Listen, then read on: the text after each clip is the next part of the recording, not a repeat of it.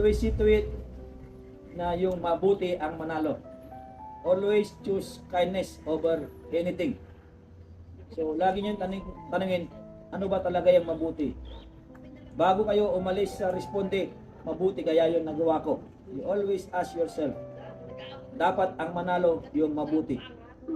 Definitely, there will be a battle of good and evil. Always choose good. Always choose kindness. The ability to make good to other people.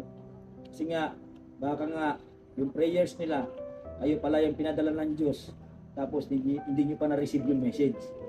No?